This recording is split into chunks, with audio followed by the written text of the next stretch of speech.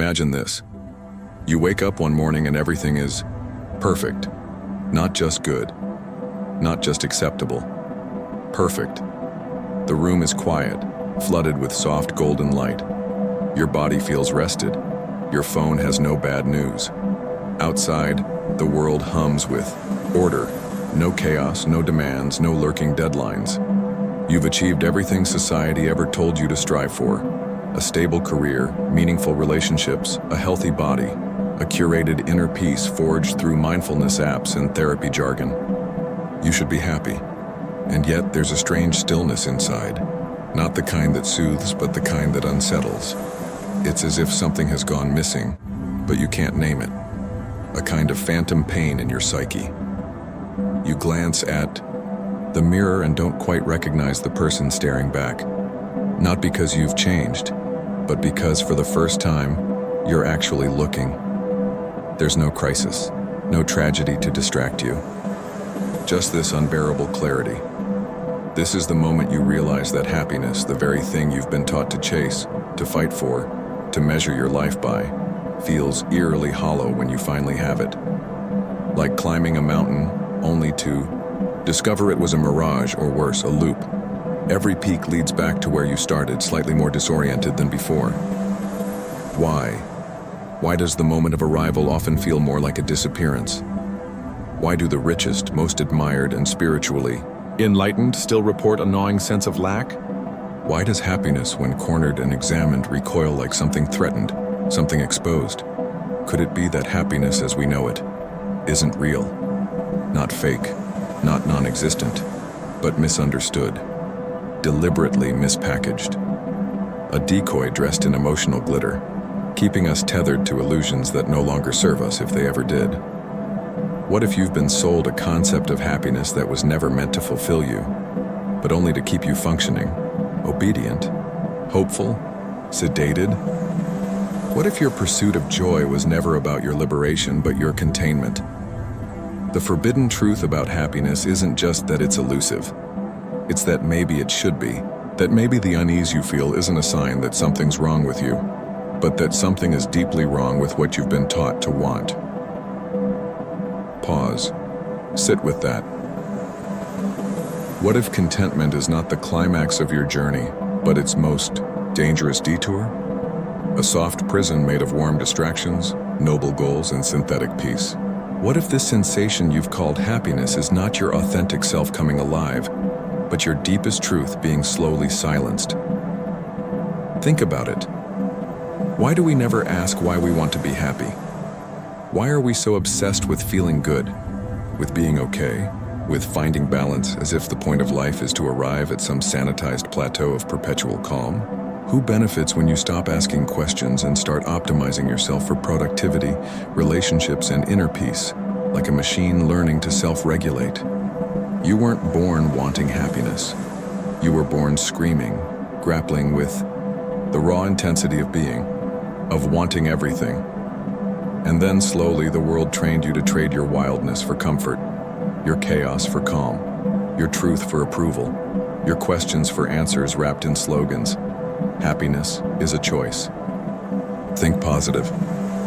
Live, laugh, love. But what if the deepest part of you remembers? The part that aches at night when the distractions fade. The part that knows something's off, but can't articulate it. That phantom feeling like a ghost of your original self, trying to wake you up before you fully disappear into the simulation. This isn't about depression, or pessimism, or rejecting joy. It's about the possibility that the very framework we've used to define happiness may be flawed, constructed not to free you, but to tame you. So ask yourself this: what if the pursuit of happiness is the very thing making you unhappy? What if real fulfillment lies not in the chase nor the arrival, but in something stranger, darker, more alive? Something you were never meant to find. Because if you did, the entire scaffolding of your life, your goals, your values, your identity, might start to collapse. Would you dare keep looking? Or would you cling harder to the illusion? The truth is, once you begin to peel back the layers, happiness stops being a destination and becomes a question.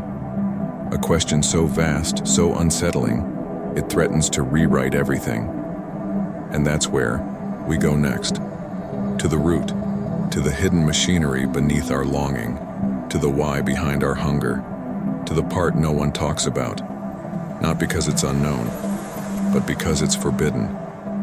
They told you happiness was your birthright, that it was natural, that if you just did the right things, ate well, loved well, worked well, it would unfold like a blooming flower. But what if they were wrong? What if happiness isn't your natural state, but a manufactured one? You weren't born serene. You were born screaming, trembling, raw with sensation. A living nerve ending. As you grew, they began to shape you, your parents, your teachers, your culture. Not with malicious intent, but with deep inherited fear. The fear that if you weren't happy, you'd be broken, rejected, unlovable. So happiness became not a feeling, but a performance. A survival strategy, smiling when you didn't mean it, saying I'm fine when you were unraveling, suppressing anger, sadness, existential confusion, just to appear okay. This wasn't emotional maturity. This was emotional self-erasure. Carl Jung once said, "People will do anything no matter how absurd to avoid facing their own souls." Happiness, as it is sold to us, is the ultimate avoidance. Not the embrace of our full human experience, but the filtering out of everything inconvenient to the ego. From childhood, we learn that approval is earned through being pleasant. We internalize this, that being likable, agreeable, positive is safer than being whole, and so we amputate our shadow. But a shadow ignored doesn't disappear, it grows, it festers, it whispers. Happiness becomes a mask worn over a deep and restless wound. Philosopher Arthur Schopenhauer wrote that happiness is merely the temporary suspension of suffering, not its opposite, its brief eclipse. He saw human existence as an endless pendulum between boredom and pain, and happiness as nothing more than the fleeting relief when the pendulum momentarily slows. It's a bleak view, but is it wrong? Why do our happiest moments often contain a strange ache? The bittersweet pang of a wedding, a birth, a triumph. That sense that something is already fading even as it begins. Could it be that happiness is not a state of being, but a narrative, illusion we cling to in order to survive the terrifying truth that life is inherently unstable? Nietzsche, radical as ever, took this further. He saw happiness not as a noble pursuit, but a trap of the weak. Man does not strive for happiness, he wrote. Only the Englishman does that. To Nietzsche, the pursuit of happiness was a denial of life's true nature: struggle, will, power, becoming. He believed that by clinging to comfort and calm, we rob ourselves of the Dionysian, the ecstatic chaos that makes life worth living. In a culture obsessed with control, Nietzsche's view is dangerous, because it demands that we confront our own restlessness not as pathology, but as sacred, as the divine signal that we were not made to be happy in the sanitized, Instagrammable way, but alive in the full, unfiltered sense. Aldous Huxley warned of a different kind of danger. In Brave New World, he envisioned a society where happiness was engineered, chemically induced, structurally reinforced, culturally mandated. No war, no pain, no discontent, just pleasure, order, peace. And it was hell. Why? Because in eliminating suffering, they eliminated meaning, passion, depth, individuality. Huxley's warning was prophetic.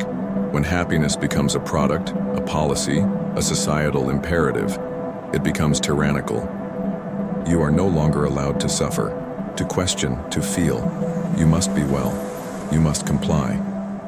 And here we are, in an era where sadness is pathologized, anger is toxicity, and spiritual bypassing is rebranded as vibrational alignment. You're not just encouraged to be happy, you're punished for not being, and so you fake it.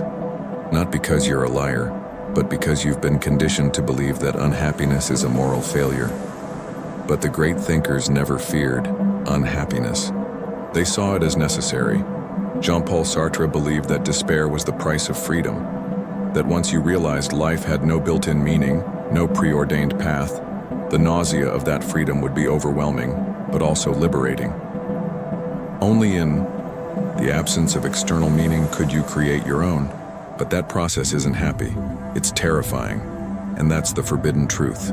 Real happiness, if such a thing exists, isn't the removal of pain, but the willingness to face it, to be with it, to learn from it, to let it reshape you. Viktor Frankl, a Holocaust survivor and psychiatrist, discovered this while imprisoned in a concentration camp. He watched as those who clung to the idea of happiness broke under the weight of their unmet expectations. Meanwhile, those who searched for meaning, however painful, found a deeper strength. Frankl wrote, "Those who have a why to live can bear almost any how, meaning over happiness, depth over ease, truth over comfort.